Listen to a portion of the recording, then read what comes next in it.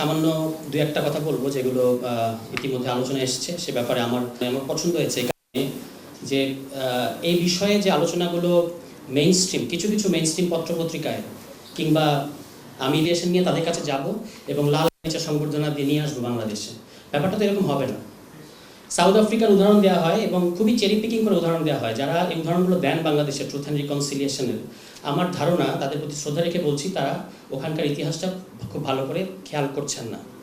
Truth and reconciliation এখানে 1994 সালে অ্যাপার্থাইডের পতন ঘটেছে সাউথ আফ্রিকায়।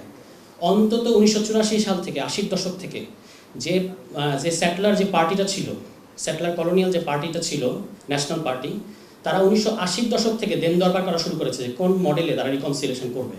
তাদের যে ভুল হচ্ছে, তারা যে অপরাধ করছে, সেটা তখন থেকেই তারা এক ধরনের ব্যাকডোরে এই নেগোসিয়েশনগুলো চলছিল এবং সেটা 1990 দশকের পর আরও তীব্র হয়েছে। কীভাবে নেলসন ম্যান্ডেলাকে ছাড় দেওয়া হবে, জেলখানা থেকে মুক্ত করা হবে, এসব আলোচনা 90 দশক থেকে ছিল এবং শেষ পর্যন্ত 1994 সালে এসে তারা ট্রুথ স্বীকার করার পরে রিকনসিলিয়েশনের আলোচনাটা এসছে।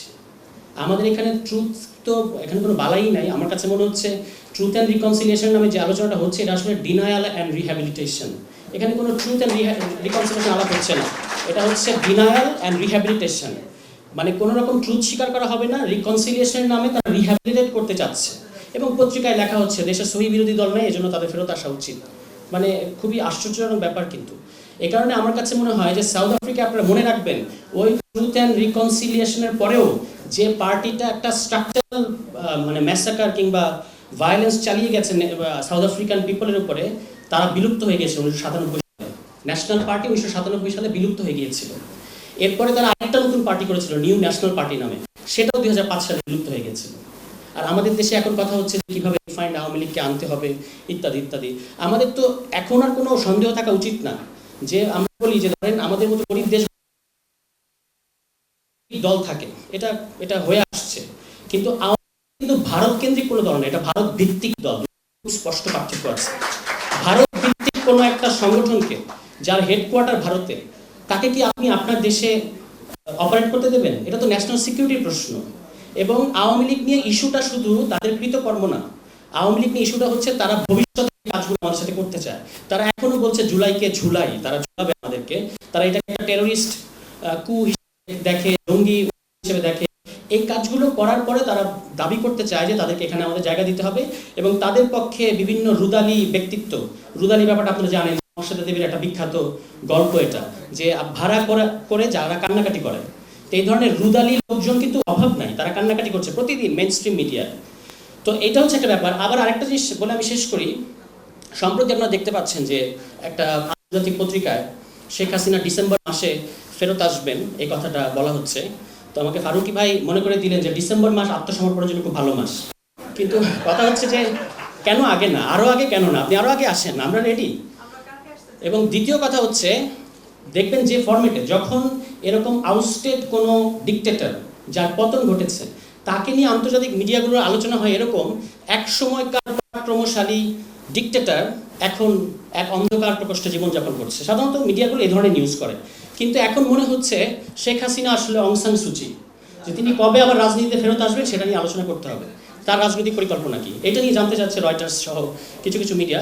এবং বাংলাদেশ নিয়ে এই ধরনের নিউজগুলো করার ক্ষেত্রে রয়টার্স বলেন, নিউ ইয়র্ক টাইমস বলেন, ওয়াশিংটন পোস্ট বলেন, তারা ভারতীয় ছাড়া আর কাউকে পান না। কারণ এই যে এই নিউজটাও যিনি করলেন এটাও কিন্তু একজন ভারতীয়। ফলে এগুলো নিয়ে আমাদের খুব বেশি আমার মনে হয় বিচলিত হওয়ার কিছু নাই। আপনারা এটা নিশ্চিত থাকতে পারেন, শতভাগ নিশ্চিত থাকতে পারেন, শেখ হাসিনার তালব্য সহ বাংলাদেশে আসবে না, তার এই সাহস নেই। আর যদি তিনি আসেন তাকে ফাঁসির কাষ্ঠ বা ফাঁসির যে আমাদের যে দড়ি সেটাকে ফেস করতে হবে, এর বাইরে কোনো আলোচনা নাই। বাংলাদেশে এত বড় একটা ম্যাসাকার ঘটিয়ে সেটাকে অস্বীকার করে তারপর আপনি আবার বাংলাদেশের রাজনীতিতে আসবেন এবং বলবেন যে অমুক ব্যক্তিদের আমার হিটলিস্ট আছে, এটা হবে না। কাজেই আমি আপনাদেরকে সাধুবাদ জানাই এবং এখানে যারা আছেন প্রত্যেকে আসলে বিভিন্ন রাজনীতির বাইরে জুলাইকে যেভাবে আপনারা আপলোড করে চলেছেন, এটা আসলে আমাদেরকে সামনে পথ দেখাবে। এবং আমি মনে করি যে সেই হাওয়ার্ড জিন যে কথাটা বলতেন আর কি, যে খুব বেশি হেরোইক মাস্টার মাইন্ড সুলভ কাজ আমাদের দরকার নেই, কিন্তু আমাদের যে মিলিয়নস অফ পিপল আমরা যারা আছি প্রত্যেকে এক একজন যে সাক্ষী দিচ্ছি যে ঘটনাটা জুলাই ঘটেছে, এটাই যথেষ্ট।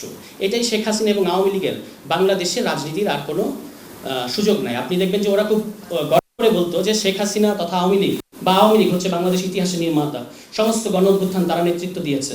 কিন্তু এটাও আপনারা গর্ব করতে পারেন এখানে যারা আছেন, আমরা যারা আছি, যে বাংলাদেশের ইতিহাসের এবং সম্ভবত 21 শতকের দুনিয়ার সবচেয়ে তীব্র, সবচেয়ে ব্যাপক গণ অভ্যুত্থানের মধ্য দিয়ে আওয়ামী লীগের ভারতে বিদায় ঘটেছে।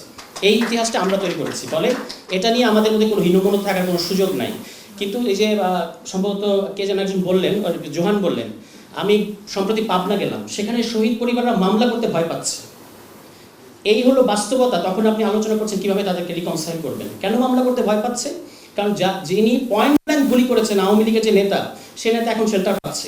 এই কথাটা পাবনায় দাঁড়িয়ে আমি বলেছি বলে এখনকার সরকারি দলের ওনারা আমার বিরুদ্ধে মিছিল করে বলেছে আমি পাবনায় অবাঞ্ছিত। ঠিক আছে, তো এই এখন আমাদের মধ্যে আছে।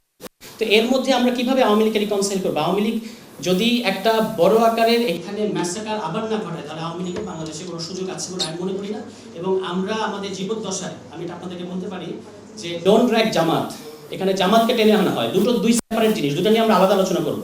কিন্তু আওয়ামী লীগের প্রসঙ্গ যখন এখানে আসবে, তখন আওয়ামী লীগের বাংলাদেশে আর কোনো নো এন্ট্রি, এই ব্যাপারে আমাদের খুব পরিষ্কার অবস্থান। যতদিন আমরা জীবিত আছি বাংলাদেশে, এখানে আওয়ামী লীগের কোনো সুযোগ নাই। আর 1971 নিয়ে যারা বিতর্কিত মন্তব্য করবে, যারা অস্বীকার করবে, আমি মনে করি তাদেরও বাংলাদেশে কোনো রাজনৈতিক ভবিষ্যৎ নেই। এবং এখন এটা কেউ পাবলিকলি করেও না, কারণ এই দুঃসাহস নাই। 1971 বাংলাদেশের ফাউন্ডেশন, এবং এটারই ধারাবাহিকতায় 24 ঘটেছে, আমরা এরকম মনে করি। আজকে কারোর পক্ষে এটা বলা সম্ভব না 1971 সালে এটা ভারতীয় ষড়যন্ত্র ছিল। যারা ওই সময় যাদের বিতর্কিত ভূমিকা আছে, তারাও আজকে দ্যাট থিং কন্টে স্বীকার করতে বাধ্য হয় যে বাংলাদেশের মুক্তিযুদ্ধকে তারা স্বীকার করতে বাধ্য হয়। এটার কোনো ভিন্ন কোনো বাস্তবতা বাংলাদেশে নাই।